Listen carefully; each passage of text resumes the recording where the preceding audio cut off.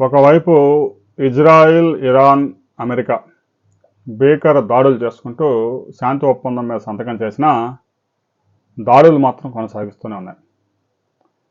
మరొక వైపు Ukraine, Russia 4 సంవత్సరాలుగా కొట్టుకొని వస్తూనే ఉన్నాయి. అక్కడ ముగింపు పలికే అవకాశం కూడా కనిపించడం లేదు. ఉక్రెయిన్ 15 రోజులు కూల్గా ఉండి ఒకేసారి రష్యా రాజధాని మాస్కో మీద కూడా విరుచుకుపడింది. అంటే కేవలం అది ఉక్రెయిన్ బలం కాదు, ఉక్రెయిన్ వెనకాతల దాదాపు 18 దేశాలు సపోర్ట్ అందిస్తూ ఉన్నాయి. ముఖ్యంగా అమెరికా డ్రోన్లతో విరుచుకుపడతా ఉంది. రష్యా రాజధాని దాకా ఉక్రెయిన్ దాడులు చేయగలుగుతూ ఉందంటే 4 సంవత్సరాలుగా ఒక చిన్న దేశం ఉక్రెయిన్ రష్యా మీద భీకర యుద్ధం చేస్తూ ఉందంటే మనం అర్థం చేసుకోవచ్చు. ప్రస్తుత పరిస్థితుల్లో యుద్ధంలో గెలిచేవారు, ఓడేవారు అంటూ ఎవరు ఉండరు అనేది అక్కడ అర్థమవుతా ఉంది. తాజాగా పాకిస్తాన్, ఆఫ్ఘనిస్తాన్ మధ్య చిచ్చు మరింత ముదిరింది.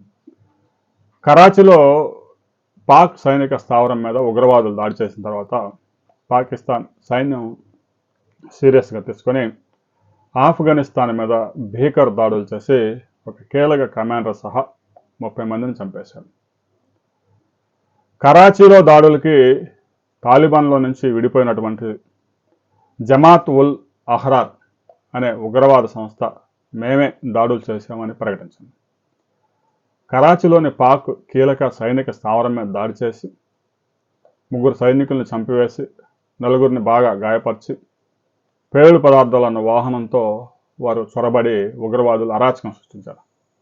గత కొంతకాలంగా పాకిస్తాన్, ఆఫ్ఘనిస్తాన్ మధ్య పచ్చగడ్డ వేస్తే రగిలాంటి పరిస్థితులు నెలకొన్నాయి. ఇక పాకిస్తాన్కి అయితే పూర్తిగా చైనా సపోర్ట్ ఉంది. ఆఫ్ఘనిస్తాన్కి భారత్ సహా అనేక దేశాలు, రష్యా, అమెరికా కూడా సహకారం అందిస్తూ ఉన్నాయి. పాక్, ఆఫ్ఘనిస్తాన్ మధ్య జరుగుతున్న పోరు ఇప్పట్లో ముగిసేది కాదు.